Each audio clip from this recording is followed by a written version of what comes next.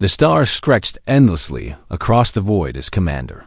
Jake Morrison guided his vessel through the darkness of the outer veil sector, a region of space that most pilots avoided because of its unpredictable gravity wells and scattered debris fields.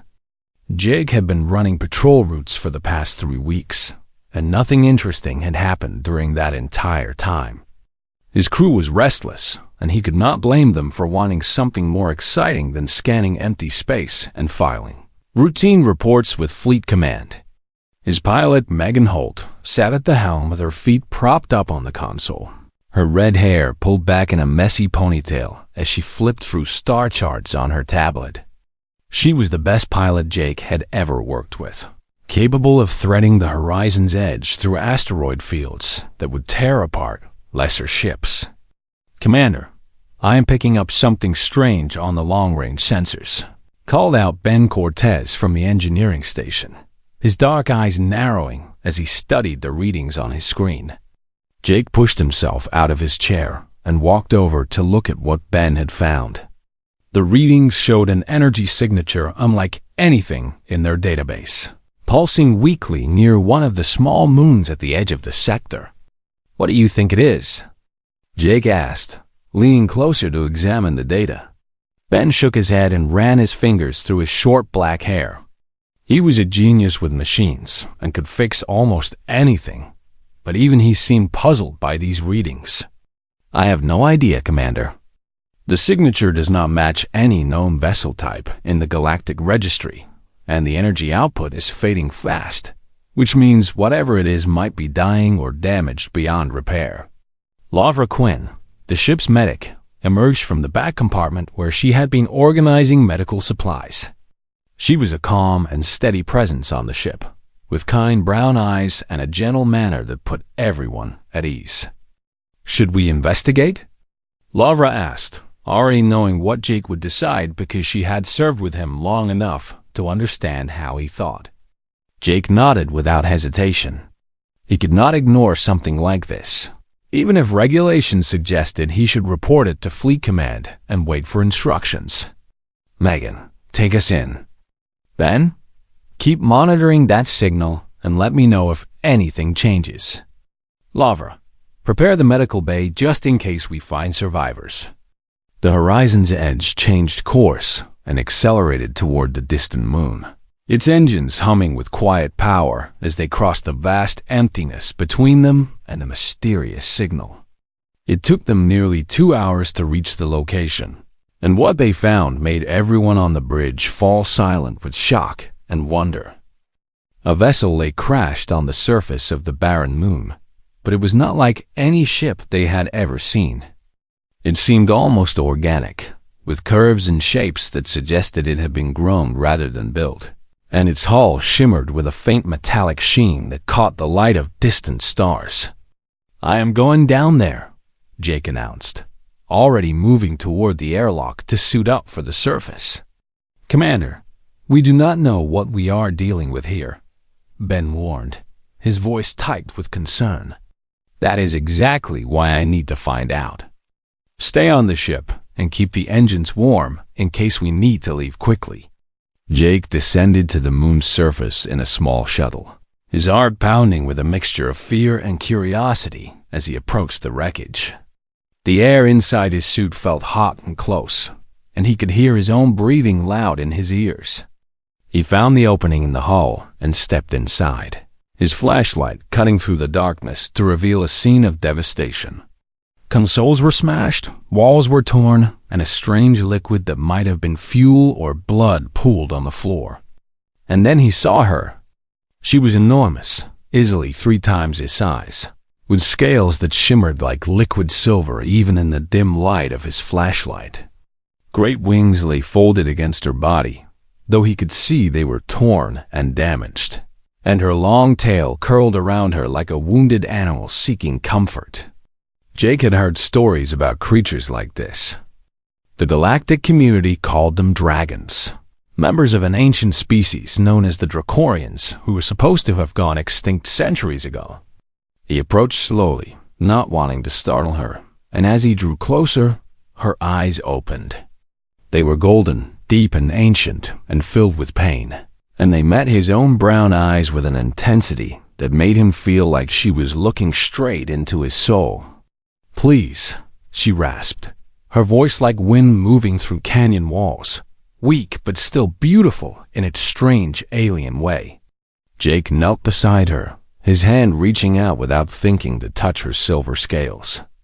They were warm beneath his glove, and he could feel her body trembling with exhaustion and fear. "Can I stay with you?" she asked, and the question was so simple and so desperate that it broke something inside him. He thought about regulations and safety protocols. He thought about the bounty that the hegemony had placed on Dracorians, a bounty that could make him rich beyond his wildest dreams. He thought about the danger of harboring a fugitive from the most powerful coalition of species in the galaxy. But when he looked into those golden eyes, all he could see was a creature who was lost and afraid and utterly alone, and he knew that he could not turn her away. "Yeah," he said quietly, his voice steady despite the racing of his heart. "Yeah, you can stay." He did not know how he was going to get her back to the ship. He did not know how his crew would react. He did not know what would happen when the hegemony discovered what he had done. But none of that mattered in this moment. Jake called Megan on his communicator and told her to bring the shuttle closer. They would need to modify the cargo bay to fit their new passenger, and Ben would probably complain about the strain on the life support systems. As he waited for the shuttle to arrive, Jake sat beside the wounded dragon and talked to her in a low, soothing voice. He told her about Earth, the planet where he had been born, with its blue oceans and green forests and cities that sparkled with light at night. She listened with her eyes half closed, and he could tell that his voice was bringing her some small measure of comfort. "What is your name?" he asked gently.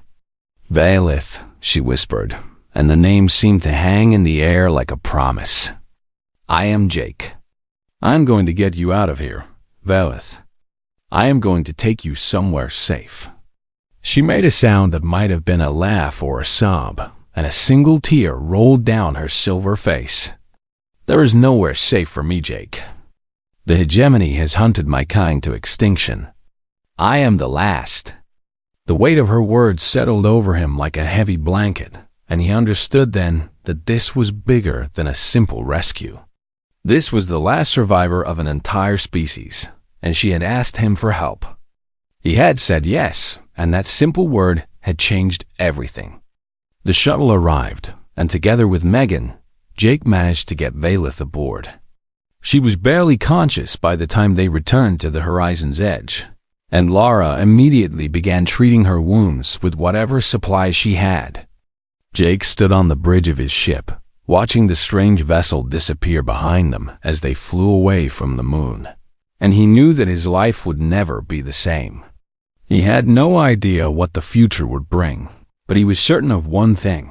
He would protect Valith with everything he had, no matter what the cost. The horizon's edge sailed onward through the darkness, carrying its precious cargo toward an uncertain destiny, and somewhere in the void behind them, forces were already beginning to stir. 3 weeks had passed since Jake brought Valith aboard the horizon's edge, and the ship had become a very different place. The cargo bay had been converted into a makeshift living space for the Dragon Princess, with thermal blankets covering the cold metal floor and emergency lights providing a soft glow that she seemed to find comforting.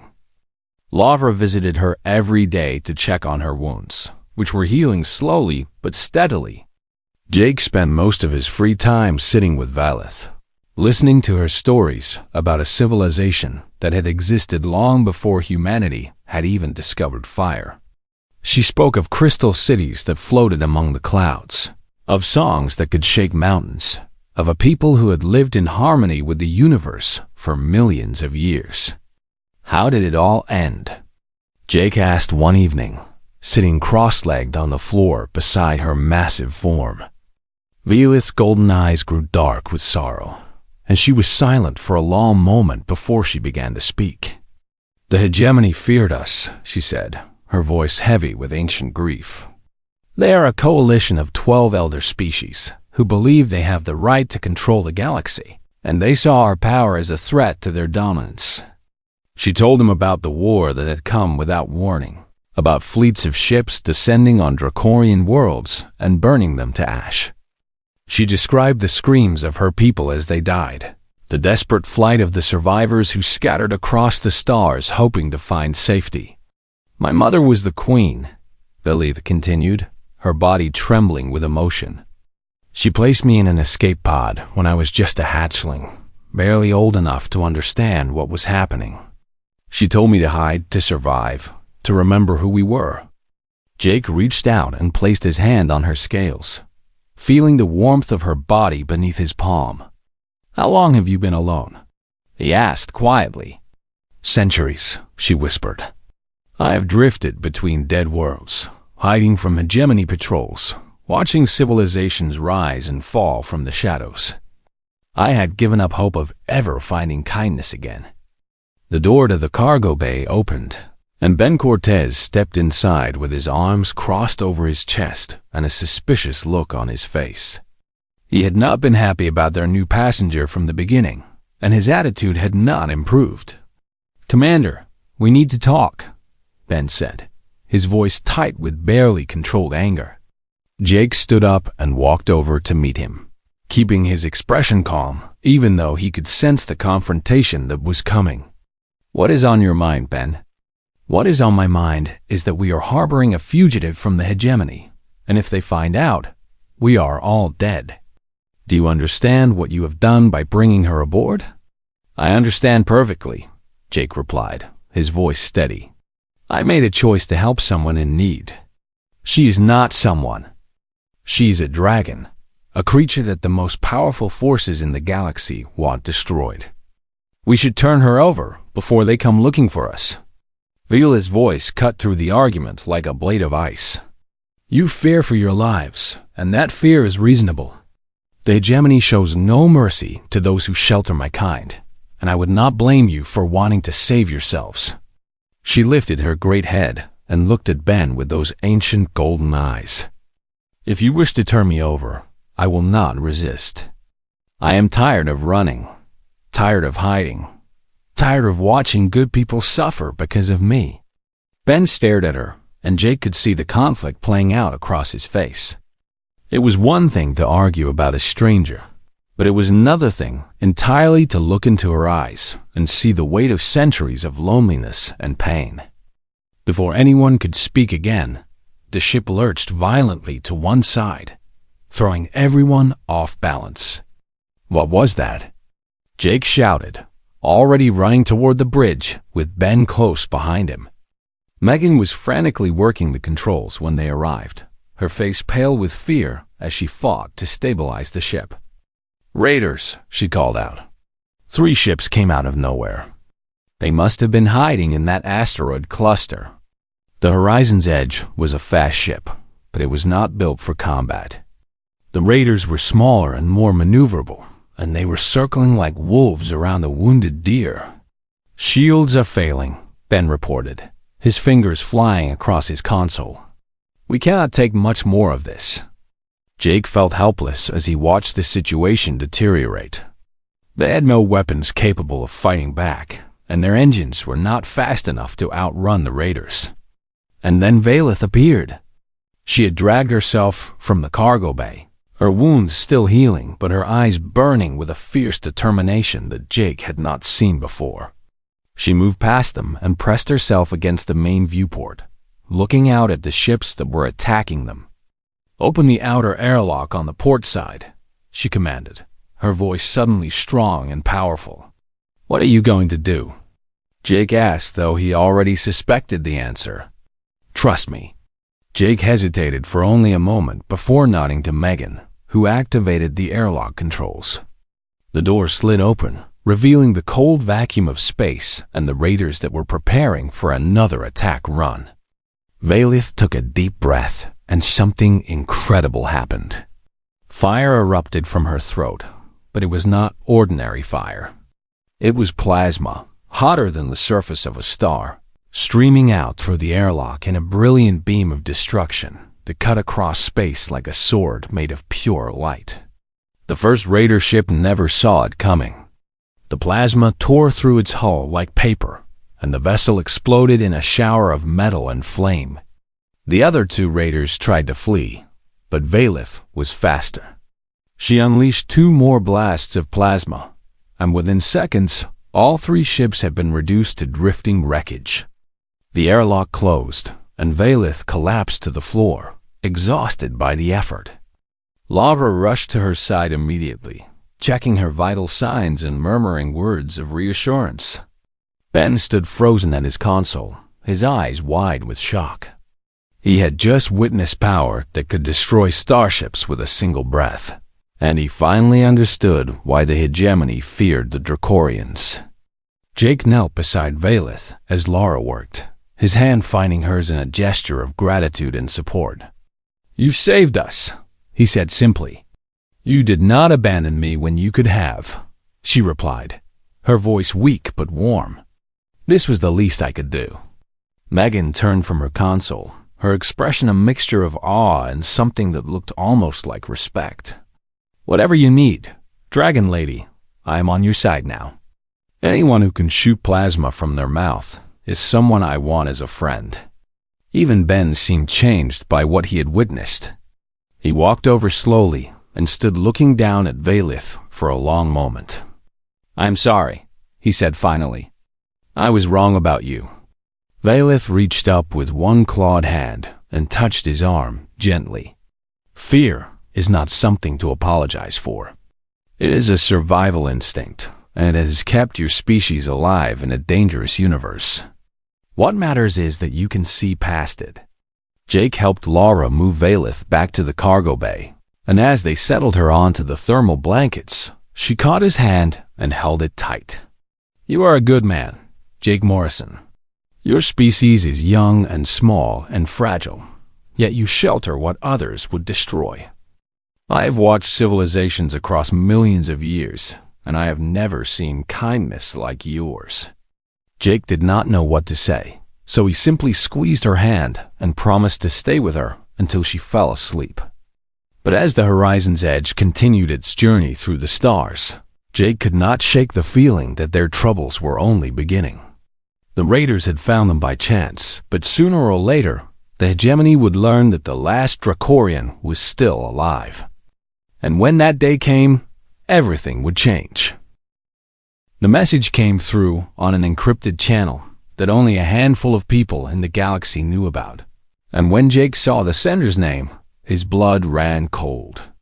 Kate Brennan had saved his life during the siege of Callisto, pulling him from the wreckage of his first command ship when everyone else had given him up for dead. She now worked in Fleet Command Intelligence, and she never reached out unless something serious was happening. "Jake, listen carefully because I do not have much time." Her voice crackled through the speakers, tense and afraid. "The hegemony knows about your passenger. I do not know how they found out, but they have dispatched a cleansing fleet to hunt you down." Jake felt his stomach drop as the weight of her words sank in. A cleansing fleet was not just a few ships sent to capture a fugitive. It was an armada designed for one purpose only: the complete annihilation of a target. "How long do we have?" he asked, trying to keep his voice calm. 12 hours, maybe less. They are coming fast, Jake, and they are not planning to take prisoners. Admiral Zorath himself is commanding the fleet." The name hit Jake like a physical blow. Admiral Zorath of the Valkyrie was legendary throughout the galaxy, but not for honorable reasons. He was the commander who had personally overseen the Dracorian genocide, and his hatred for dragons was well known. "What do I do, Kate? Run. Run as fast as you can and do not look back. Head for Earth. It is the only place in the galaxy where the hegemony might hesitate to follow you." The connection went dead, and Jake stood alone on the bridge, his mind racing with fear and determination. He had 12 hours to save his crew and the last dragon in the universe. He called everyone to the bridge and explained the situation without holding anything back. They deserved to know what they were facing, and they deserve to make their own choices about what came next. Megan listened with her jaw set and her eyes hard. Ben's face went pale, but he did not run. Laura simply nodded and began mentally preparing for what would surely be a difficult journey. And Valith, who had dragged herself to the bridge to hear the news, spoke with quiet dignity. "You should leave me behind. I can draw their attention while you escape. There is no reason for all of you to die because of me." "That is not happening," Jake said firmly. "We made a choice to protect you, and we are not going back on that now. But they will destroy you. The hegemony does not show mercy, and Admiral Zorath hates my kind with a passion that burns hotter than any star." Jake walked over to her and placed his hand on her silver scales. "Then we had better make sure we reach Earth before he catches us. Megan, plot the fastest course to Seoul. Ben, push the engines as hard as they will go. Lavra, make sure everyone is ready for a rough ride." The Horizon's Edge jumped to faster than light speed, streaking through the void toward humanity's homeworld with everything it had. The ship groaned and shuddered under the strain, but Ben worked miracles with the engines, coaxing more power from them than they were ever designed to produce. Behind them, the cleansing fleet gave chase. Admiral Zorath sat in his command chair aboard the massive warship Extinction, his insectoid features twisted into an expression of cold satisfaction. He had spent centuries believing the Dracorians were gone, and now he had a chance to finish the job once and for all. "The humans think they can protect the beast," he clicked in the harsh language of the Valkyrie. "They will learn the price of defying the hegemony." The chase lasted for hours that felt like days. The Horizon's Edge was fast, but the cleansing fleet was relentless, and slowly, inevitably, the gap between them began to close. Jake watched the sensors with growing dread as the enemy ships drew nearer. They would be within weapons range before they reached Seoul, and when that happened, the Horizon's Edge would be destroyed. "We are not going to make it," Men reported, his voice hollow with despair. "They will catch us before we reach the Seoul barrier." Valith rose from where she had been resting, her golden eyes blazing with determination. "There is something I can do, but it will be dangerous, and I do not know if it will work." "Tell me," Jake said without hesitation. "My people could generate energy fields that disrupted faster than light travel. If I can create such a field behind us, it will slow them down, but it will drain my strength completely, and I may not survive." "No," Jake said immediately. "I am not going to let you sacrifice yourself." "It is not your choice to make," Valith replied gently. "You saved my life when you could have left me to die. You sheltered me when you could have turned me over for a fortune. You chose to be kind when the universe demanded cruelty. Let me do this one thing to repay you." Before Jake could argue further, Valith closed her eyes and began to concentrate. Her scales started to glow with an inner light, soft at first but growing brighter with each passing second. The ship's sensors went crazy as energy readings spiked to impossible levels, and behind them, the cleansing fleet suddenly slowed as their faster-than-light drives began to malfunction. Admiral Zorath screamed in rage as his fleet was forced to drop out of faster-than-light travel, buying the Horizon's Edge precious time. But the effort cost Valith dearly. She collapsed to the floor, her body barely moving, her breathing shallow and weak. Lavra rushed to her side and began working frantically to stabilize her. "She is alive, but barely," Lavra reported, her voice tight with worry. "She needs rest and medical attention, and I do not have the equipment to treat her properly." Jake knelt beside Valith, his heart aching with gratitude and fear. "You stupid, brave dragon," he whispered. "Why did you do that?" Her eyes fluttered open, and she managed a weak smile. "Because you said yes. Because you showed me that kindness still exists. Because some things are worth dying for." The Horizon's Edge crossed the Seoul barrier, just as the cleansing fleet resumed its pursuit, And for the first time since the chase began, Jake allowed himself to feel hope. Earth was ahead of them, the blue and green jewel of a planet that humanity called home. And surrounding it was something that made Jake's heart swell with pride. Ships, thousands of them, forming a wall between Earth and the incoming threat.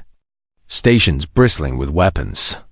Orbital platforms humming with power. The entire United Earth Defense Force had been mobilized. A voice came through on the communication channel, strong and confident. Horizon's Edge. This is Admiral Connor Walsh of the Defense Force flagship Defiant. We received your friend's warning, and we are here to help. Bring your passenger home. Tears streamed down Jake's face as he guided his battered ship toward the safety of the human fleet. He had asked for sanctuary, and humanity had answered. Now they would stand together against the storm that was coming, and they would show the hegemony what happened when you threatened one of their own. The cleansing fleet emerged from faster-than-light travel at the edge of the Sol system, and for the first time in his long career of conquest, Admiral Zoreth felt something he had not experienced in centuries. Doubt. Admiral Connor Walsh stood on the bridge of the Defiant, watching the enemy fleet gather at the edge of the solar system like a storm cloud waiting to unleash its fury. He was a tall man with silver hair and eyes that had seen too many battles, but his spine was straight and his voice was steady when he addressed his crew. Listen up. Today we face the greatest threat humanity has ever known. The hegemony believes they can come into our home and take someone we have promised to protect. They believe we will back down because we are young and small and weak. They are wrong. The crew responded with a roar of defiance that echoed through the ship. On Earth below, President Diane Mercer watched the situation unfold from the command center in Geneva. She was a woman who had spent her entire career preparing humanity for this moment, building alliances and strengthening defenses because she knew that someday the hegemony would come. Are we ready? She asked her advisors. As ready as we will ever be, Madam President. Every colony has sent ships. Every station has been converted to a weapons platform. Our people know what is at stake. Diane nodded and turned to the communication console. Open a channel to the hegemony fleet. Admiral Zoreth's image appeared on the screen, his insectoid features twisted into an expression of contempt. Behind him, his bridge crew clicked and chittered in anticipation of the slaughter to come. Humans, Zoreth sneered, his voice dripping with disdain. You have something that belongs to the hegemony. Surrender the Dracorian, and we will leave your pathetic species in peace. Refuse, and we will burn your world to ash. Diane met his gaze without flinching. The individual you seek has claimed sanctuary with humanity, and we have granted it. She is under our protection now, and we do not abandon those who ask for our help. You may turn your fleet around and leave. You may not proceed. Zoreth laughed, a harsh clicking sound that made everyone who heard it shudder. You dare threaten the hegemony. We have crushed species far older and more powerful than yours. Your fleet is impressive for such a young race, but it is nothing compared to our might. Then come and find out, Diane replied, and cut the connection. The first wave of hegemony ships surged forward, confident in their superiority, expecting the human fleet to crumble before their assault. They were not prepared for what happened next. The humans had spent centuries studying the galaxy's elder races, learning their technologies and their tactics, and then improving upon them in ways that no one had anticipated. Swarm drones launched from hidden platforms, thousands of tiny weapons that flew into the heart of the enemy formation and detonated in cascades of electromagnetic pulses. Navigation systems failed, weapons went offline, and ships that had been perfectly coordinated suddenly found themselves blind and helpless. Then the railguns opened fire. Massive projectiles accelerated to near light speed slammed into hegemony vessels, punching through shields and armor as if they were made of paper. Ships that had survived 1,000 battles exploded in brilliant flashes of light. Admiral Walsh coordinated the defense from the Defiant, his voice calm and commanding as he directed his forces with the precision of a master chess player. Squadrons 7 through 12. Concentrate fire on their left flank.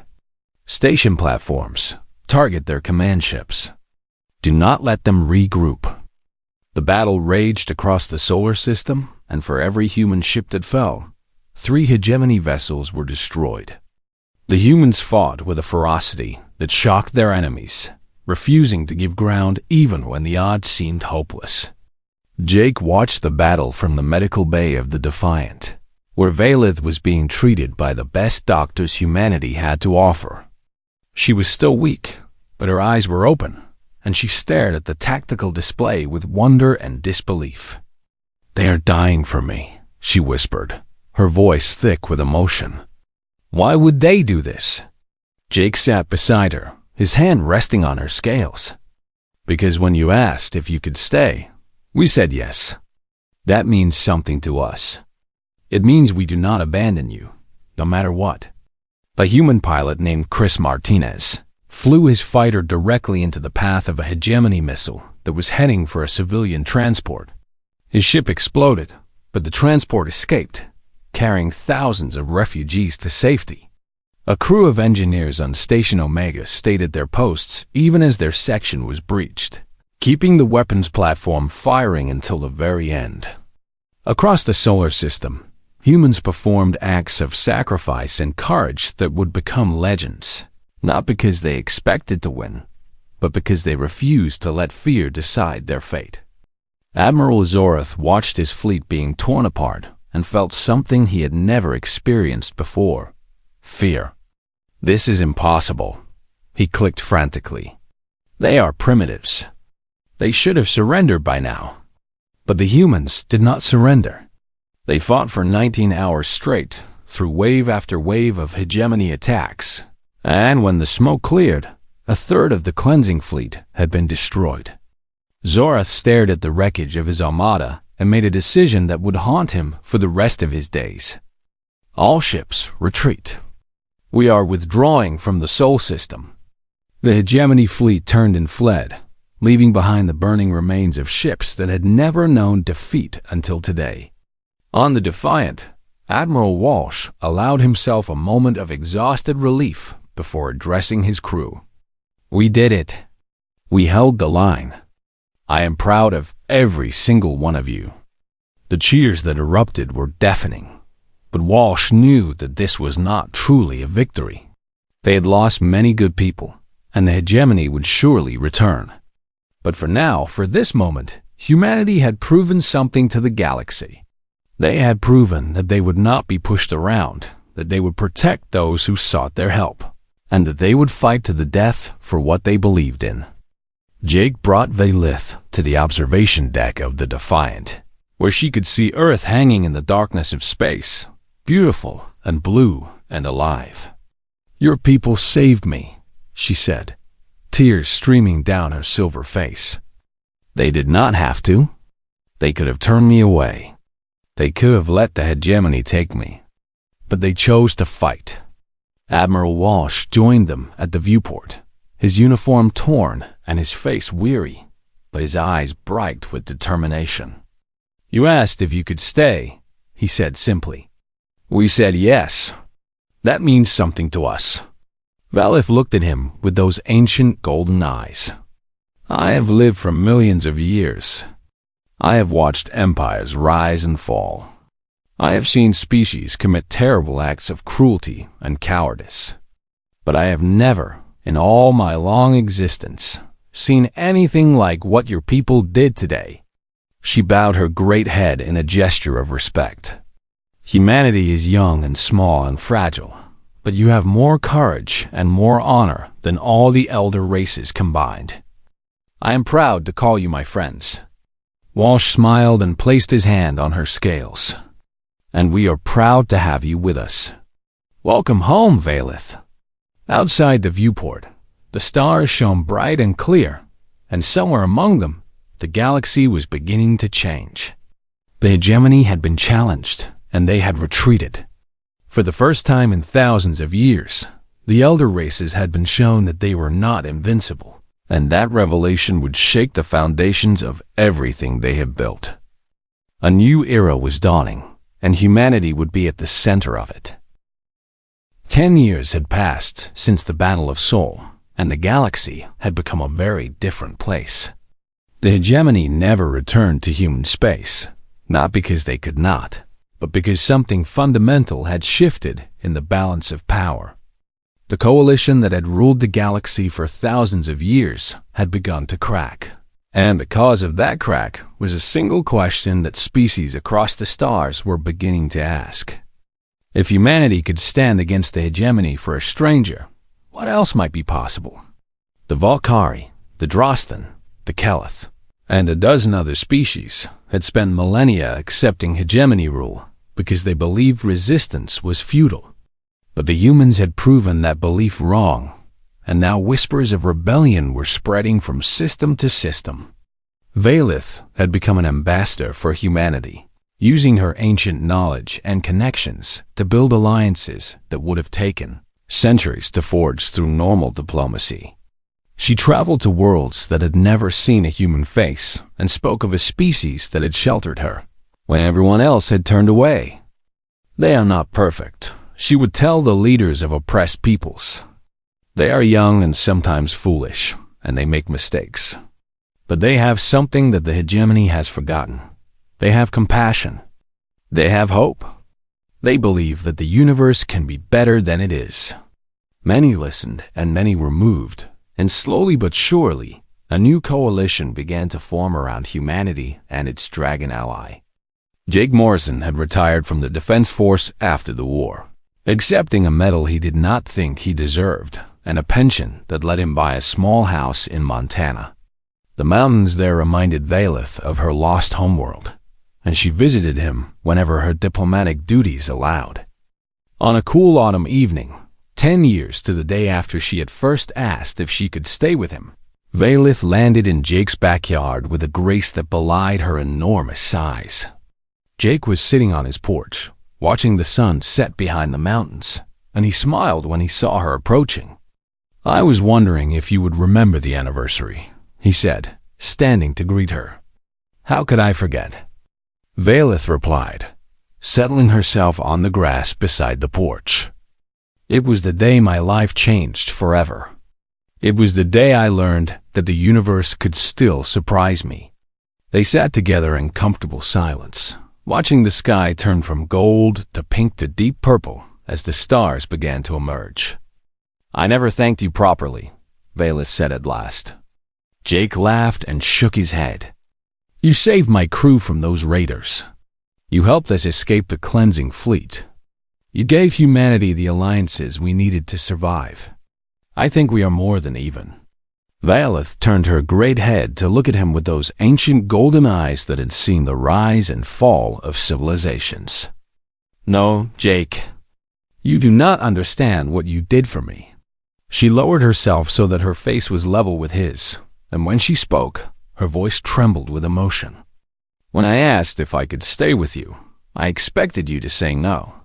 I had been running for so long, hiding for so long, that I had forgotten what kindness felt like.